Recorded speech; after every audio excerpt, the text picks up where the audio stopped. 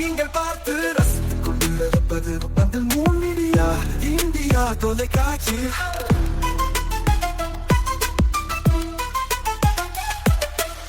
நீங்கள் பார்த்து ரசித்துக் கொண்டிருப்பது உங்கள் மீடியா இந்தியா தொலைக்காட்சி.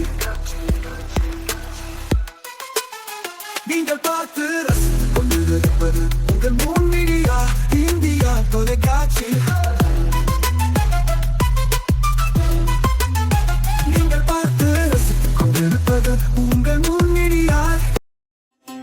நாளும் ஒரு திருக்குறள். அறத்துப்பால். மக்கட்பேறு. குழல் இனிது யாழ் இனிது என்பர் தம் மக்கள் மழலை சொல் கேளாதவர். விளக்கம். தங்கள் குழந்தைகளின் மழலை சொல்லை கேட்காதவர்கள்தான் குழலோசை யாழோசை ஆகிய இரண்டும் இனிமையானது என்று கூறுவார்கள்.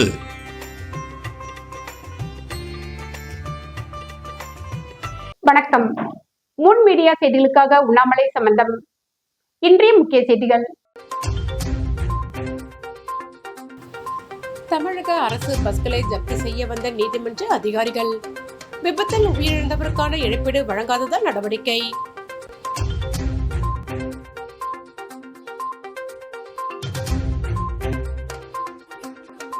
புதுச்சேரியில் திருநங்கைகள் பங்கேற்ற வானவில் பேரணி. சமத்துவம் மற்றும் சமூக அங்கீகாரத்தை வழங்க வலியுறுத்தல்.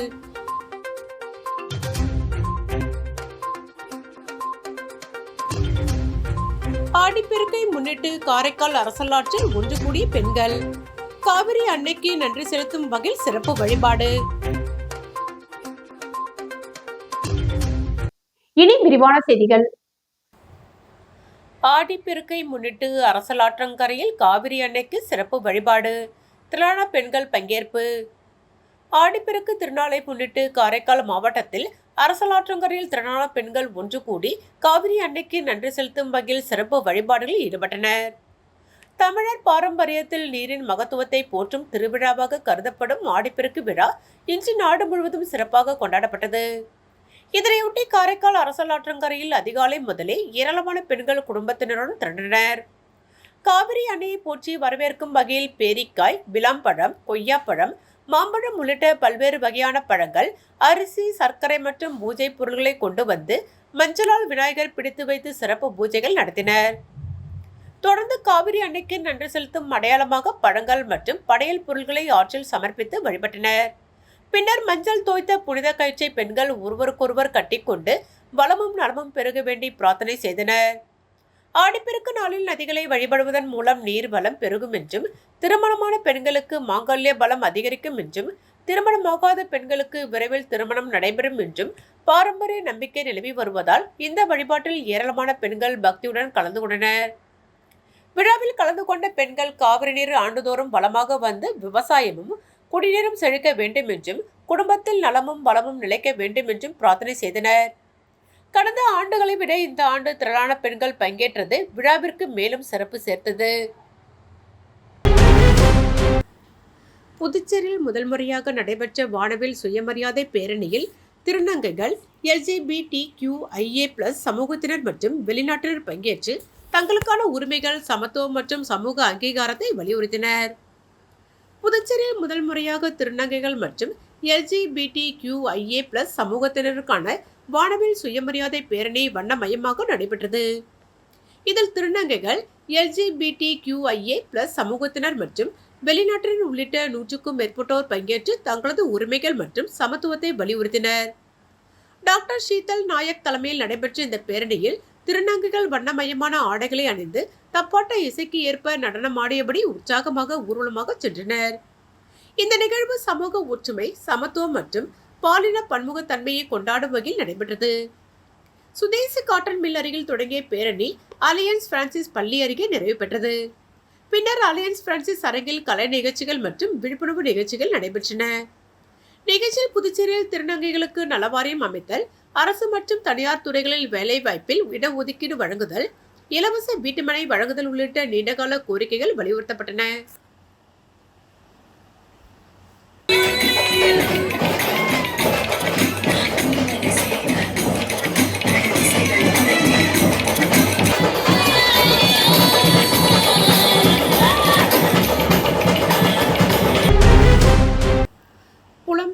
தொழிலாளர்கள் மற்றும் சுற்றுலா பயணிகளின் தேவைகளை பூர்த்தி செய்யும் வகையில் புதுச்சேரியில் இந்தியன் ஆயில் நிறுவனத்தால் எக்ஸ்ட்ரா லைட் நவ் எனப்படும் புதிய எல்பிஜி சிலிண்டர் அறிமுகம் செய்யப்பட்டுள்ளது. ஒரே ஒரு ஆவணம் மட்டும் சமர்ப்பித்து 4 மணி நேரத்தில் புதிய சிலிண்டர் பெற்றுக்கொள்ள முடியும் என அதிகாரிகள் தெரிவித்துள்ளனர்.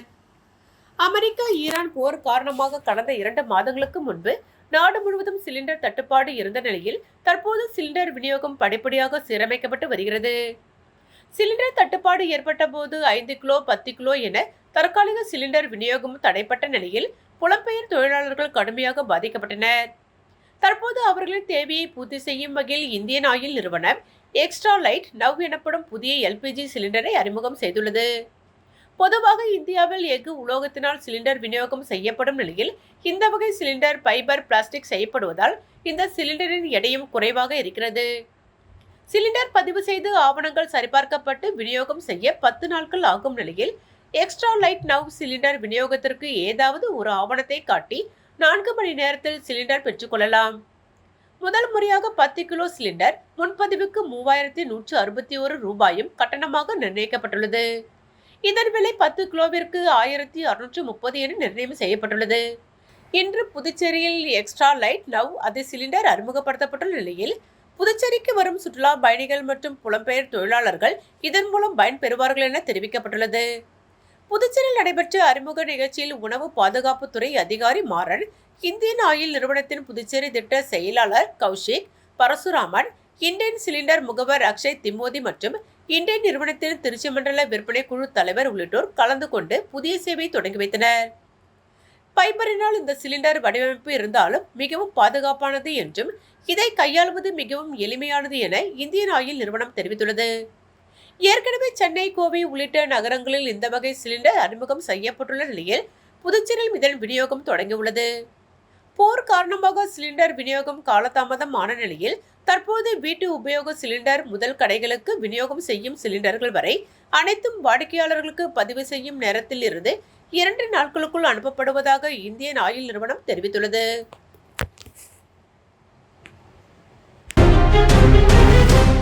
வாழும் போதும் வாழ்க்கைக்கு பிறகும் பணம் உங்களுக்கு பெருகிக் கொண்டே இருக்கும்.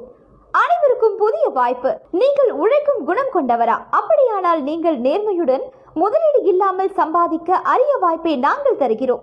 மேலும் எரிவாயு godown, super market, solar plant அமைத்து பணம் சம்பாதிக்கலாம்.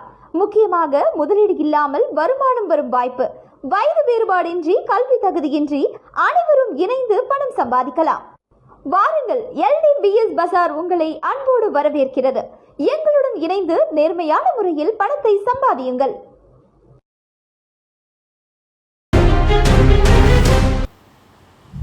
புதுவை மறைமலையடிகள் சாலையில் ராஜீவ்காந்தி நவீன புதிய பேருந்து நிலையம் அமைந்துள்ளது. அங்கு தமிழக போக்குவரத்து கழக அலுவலகம் செயல்பட்டு வருகிறது. கடந்த 2023ஆம் ஆண்டு திருபுவனை சேர்ந்த ஸ்டாலின் வயது 35 தமிழக போக்குவரத்து கழக பேருந்து மோதி படுகாயம் அடைந்தார். இவரை மீட்டு சிகிச்சைக்காக மதகர்பட்டில் உள்ள தனியார் மருத்துவமனையில் சேர்த்தனர். பிறகு மேல் சிகிச்சைக்காக புதுவை ஜிப்மர் மருத்துவமனையில் அனுமதித்தனர். ஆனால் சிகிச்சை பலனின்றி ஸ்டாலின் உயிரிழந்தார். இச்சம்பவம் குறித்து அவரது மனைவி கமலி புதுவை மாவட்ட நீதிமன்றத்தில் வழக்கு தொடர்ந்தார். வழக்கை விசாரித்த நீதிபதி ஆனந்தன் உயிரிழந்த ஸ்டாலின் குடும்பத்திற்கு ரூபாய் 41 லட்சம் இழப்பீடு வழங்க கடந்த 2025ஆம் ஆண்டு ஏப்ரல் மாதம் உத்தரவு பிறப்பித்தார். நீதிமன்றம் உத்தரவு பிறப்பித்தும் இழப்பீடு தொகை வழங்காததால் தமிழக போக்குவரத்து கழகத்தின் 8 பேருந்துகளை ஜப்தி செய்ய நீதிமன்றம் உத்தரவு பிறப்பித்தது. இதேபோல் வில்லியனூரை சேர்ந்த சுரேஷ் என்பவர் கடந்த 2017ஆம் ஆண்டு தமிழக போக்குவரத்து கழக பேருந்து மோதி உயிரிழந்தார். இவ்வழக்கை நீதிபதி ஜெயந்தி விசாரித்து உயிரிழந்த நபரின் குடும்பத்திற்கு ரூபாய் 21 லட்சம் இழப்பீடு தொகை வழங்குமாறு கடந்த 2020ஆம் ஆண்டு உத்தரவிட்டார். இந்நிலையில் நீதிமன்றம் உத்தரவு பிறப்பிக்கப்பட்டு இழப்பீடு தொகை வழங்கப்படாமல் இருந்து வந்தது. வழக்கை விசாரித்த நீதிமன்றம் தமிழக போக்குவரத்து கழக அலுவலகத்தில் உள்ள அசையும் சொத்துக்களை ஜப்தி செய்ய உத்தரவு பிறப்பித்தார். இதனையடுத்து தமிழக போக்குவரத்து கழக அலுவலகத்தில் உள்ள அசையும் மற்றும் அசையா சொத்துக்களை ஜப்தி செய்வதற்காக நீதிமன்ற ஊழியர்கள் ஜெயா அம்பி தலைமையில் ஊழியர்கள் இன்று காலை தமிழக போக்குவரத்து கழக அலுவலகத்திற்கு வந்தனர். அப்போது வழக்கு தொடர்ந்து இருதரப்பை சேர்ந்தவர்கள் உணர்ந்தனர். அப்போது தமிழக போக்குவரத்து கழகத்தின் மொத்தம் 14 அரசு பேருந்துகளை ஜப்தி செய்ய முயன்றனர். அப்போது தமிழக போக்குவரத்து கழக நிறுவனம் அதிகாரிகள் நீதிமன்றம் ஊழியர்களுடன் பேச்சுவார்த்தை நடத்தினர்.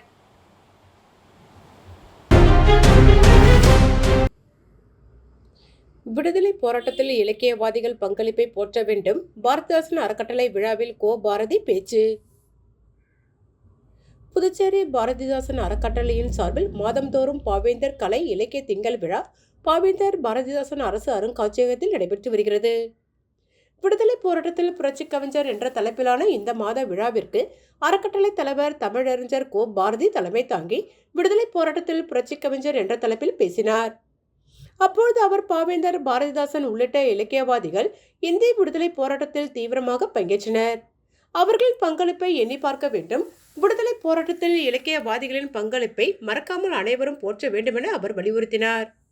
செயலர் வள்ளி, கலை மாமணிகள் நமச்சிவாயம், ராஜாராம், செல்லப்ப ஜெகசண்முகம், நாடக கலைஞர் சண்முகம், சின்னத்தம்பி. செயலர் வள்ளி, கலை மாமணிகள் நமச்சிவாயம், ராஜாராம், செல்லப்ப ஜெகசண்முகம், நாடக கலைஞர் சண்முகம், சின்னத்தம்பி, சுசிலா அம்மையார், பாவலர்கள் விசாலட்சி, ஆசிரியர் ராஜேஷ், கலைச்சுடர் பாரதி, வேல்விழி சிவக்கொழுந்து, மீனாட்சி தேவி, ராஜஸ்ரீ மகேஷ், தேன்மொழி பச்சையம்மா பாண்டியன் உள்ளிட்டோர் முன்னிலை வகித்தனர். இந்திய விடுதலை 80வது ஆண்டினை முன்னிட்டு விடுதலை மேற்கோள் என்ற பாரதிதாசன் கவிதை வரிக்கு தமிழ்நாடு புதுச்சேரியை சேர்ந்த 50 கவிஞர்கள் நியூ மாடர்ன் வித்யா மந்திர் பள்ளி மாணவர்கள் கவிதை வாசித்தனர். படைப்பாளி ரமேஷ் பைரவி, பாவலர்கள் பொய்யாது ஏகாம்பரம், மதன் கவியரங்க ஒருங்கிணைப்பு பணியாற்றினர். மேனடெக் தொழில் நிறுவனங்களின் நிறுவனர் மணநாதன், அரிமா சங்க முன்னாள் மாவட்ட ஆளுநர் அரிமா செல்வகாந்தி ஆகியோர் கலந்து கொண்டு கவிஞர்களுக்கு பாராட்டுதல் வழங்கி உரையாற்றினர். முனைவர் லலிதா பெரியசாமி, ஆசிரியர் கலைவாணி சதீஷ் ஆகியோர் வாழ்த்தி பேசினர். திருக்குறள் சண்முகம், இசைவாணர் வெங்கடேசன், மகள் கவிஞர் கண்ணகி ஆகியோர் பணிகளை பாராட்டி சிறப்பு செய்யப்பட்டது. திருக்குறள் சண்முகம், இசைவாணர் வெங்கடேசன் மகள் கவிஞர் கண்ணகி ஆகியோர் பணிகளை பாராட்டி சிறப்பு செய்யப்பட்டது. முன்னதாக பாவலர் பத்மநாபன் வரவேற்று பேசினார். பாவலர் சையு தொகுப்புரை ஆற்றினார். நிறைவில் பாவலர் கோட்டைமேடு செல்வபாரதி நன்றி தெரிவித்து பேசினார். நல்லெழுந்தூரில் விரைவில் புதிய தார் சாலை அமைப்பு. அதிகாரிகளுடன் அமைச்சர் GNS ராஜசேகரன் நேரில் ஆய்வு. காரைக்கால் மாவட்டம் திருநள்ளாறு சட்டமன்ற தொகுதிக்குட்பட்ட நல்லெழுந்தூர் கிராமத்தில் புதிய தார் சாலை அமைக்கும் பணிகளை விரைவாக தொடங்குவதற்காக புதுச்சேரி அமைச்சர் GNS ராஜசேகரன் பொதுப்பணித்துறை அதிகாரிகளுடன் நேரில் ஆய்வு மேற்கொண்டு ஒப்பந்ததாரருக்கு உடனடியாக பணிகளை தொடங்குமாறு அறிவுறுத்தினார். நல்லெழுந்தூர் கிராமத்தில் புதிய சாலைகள் அமைப்பதற்கான டெண்டர் ஏற்கனவே விடப்பட்டிருந்த நிலையில் தார் விலை உயர்வு காரணமாக பணிகள் தொடங்கப்படாமல் இருந்ததாக கூறப்படுகிறது. இதுகுறித்து தகவல் அறிந்த அமைச்சர் GNS ராஜசேகரன் பொதுப்பணித்துறை அதிகாரிகளுடன் சம்பவ இடத்திற்கு நேரில் சென்று சாலை அமைக்கப்பட வேண்டிய பகுதிகளை ஆய்வு செய்தார். அப்போது அப்பகுதி பொதுமக்கள் மற்றும் அதிகாரிகளுடன் ஆலோசனை நடத்திய அமைச்சர் தார் விலை உயர்வுக்கு ஏற்ப திருத்தப்பட்ட அரசாணை தற்போது வெளியிடப்பட்டுள்ளதை சுட்டிக்காட்டி ஒப்பந்ததாரரை தொலைபேசியில் தொடர்பு கொண்டு உடனடியாக சாலை அமைக்கும் பணிகளை தொடங்க தேவையான ஏற்பாடுகளை மேற்கொள்ளுமாறு அறிவுறுத்தினார். இதனையடுத்து பொதுப்பணித்துறை அதிகாரிகள் மற்றும் ஒப்பந்ததாரர் தரப்பில் இன்னும் ஓரிரு நாட்களில் சாலை அமைக்கும் பணிகள் தொடங்கப்படும் என அமைச்சரிடம் உறுதியளிக்கப்பட்டது. மேலும் சாலை பணிக்கான ஒதுக்கப்பட்ட நிதி போதுமானதாக இல்லாவிட்டால் தனது சட்டமன்ற உறுப்பினர் தொகுதி மேம்பாட்டு நிதியிலிருந்து தேவையான நிதியை வழங்கவும் தயாராக இருப்பதாக அமைச்சர் GNS ராஜசேகரன் தெரிவித்தார். நிகழ்ச்சியில் பொதுப்பணித்துறை அதிகாரிகள், ஒப்பந்ததாரர், உள்ளாட்சித்துறை அதிகாரிகள் மற்றும் நல்லெழுந்தூர் கிராம பொதுமக்கள் கலந்து கொண்டனர். வாழும் போதும் வாழ்க்கைக்கு பிறகும் பணம் உங்களுக்கு பெருகிக் கொண்டே இருக்கும். அனைவருக்கும் புதிய வாய்ப்பு. நீங்கள் உழைக்கும் குணம் கொண்டவரா? அப்படியானால் நீங்கள் நேர்மையுடன் முதலீடு இல்லாமல் சம்பாதிக்க அரிய வாய்ப்பை நாங்கள் தருகிறோம். மேலும் எரிவாயு godown, super market, solar plant அமைத்து பணம் சம்பாதிக்கலாம். முக்கியமாக முதலீடு இல்லாமல் வருமானம் வரும் வாய்ப்பு. வயது வேறுபாடின்றி, கல்வி தகுதியின்றி அனைவரும் இணைந்து பணம் சம்பாதிக்கலாம். வாருங்கள், LDBS பஜார் உங்களை அன்போடு வரவேற்கிறது. எங்களுடன் இணைந்து நேர்மையான முறையில் பணத்தை சம்பாதியுங்கள்.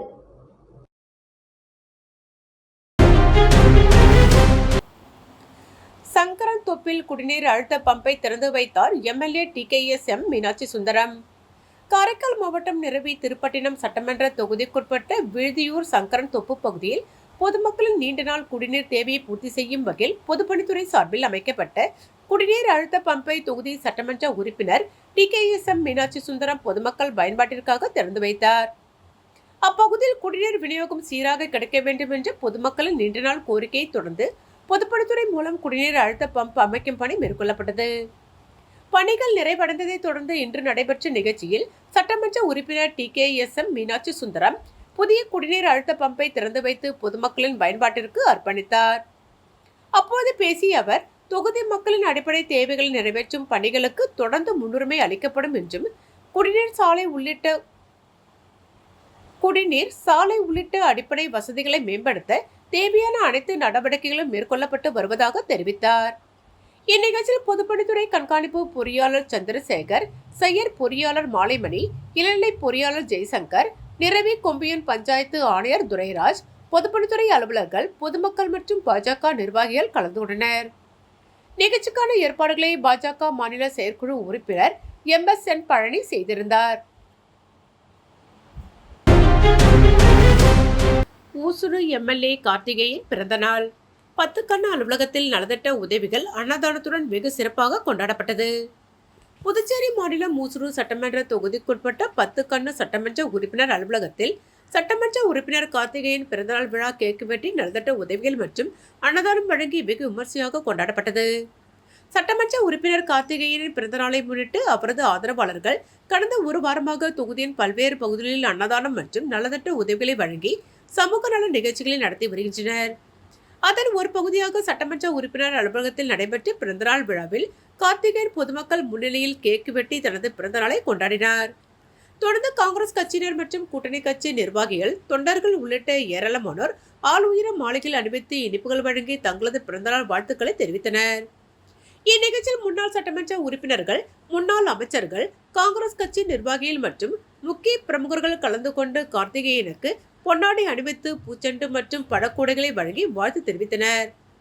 மேலும் விழாவில் கலந்து கொண்ட பொதுமக்கள் அனைவருக்கும் சமபந்தி விருந்தாக பிரியாணி வழங்கப்பட்டது. நிகழ்ச்சிக்கான ஏற்பாடுகளை சட்டமன்ற உறுப்பினர் கார்த்திகேயன் ஆதரவாளர்கள் சிறப்பாக செய்திருந்தனர்.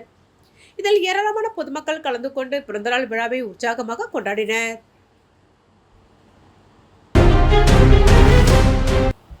நிரவி திருப்பட்டினம் MLA TKSM மீனாட்சி சுந்தரத்திற்கு அமைச்சர் GNS ராஜசேகரன் பிறந்தநாள் வாழ்த்துக்கள் தெரிவித்தார்.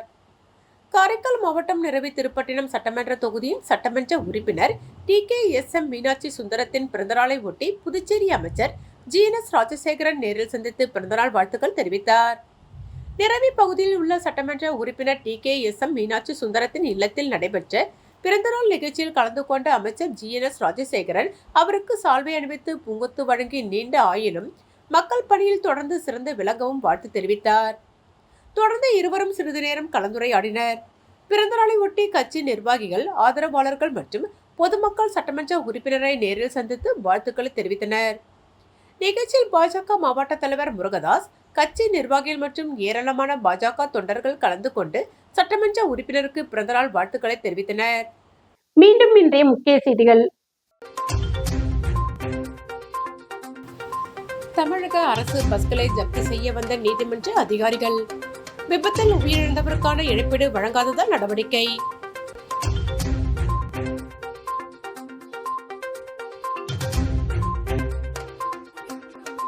புதுச்சேரியில் திருநங்கைகள் பங்கேற்ற வானவில் பேரணி. சமத்துவம் மற்றும் சமூக அங்கீகாரத்தை வழங்க வலியுறுத்தல்.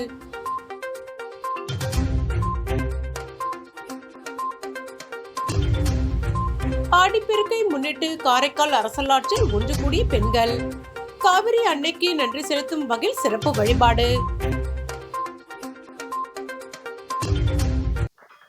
இத்துடன் செய்திகள் நிறைவடைந்தன. செய்திகளை உடனுக்குடன் தெரிந்து கொள்ள மூன் மீடியா வாட்ஸ்அப் சேனலுடன் இணைந்திருங்கள். வணக்கம்.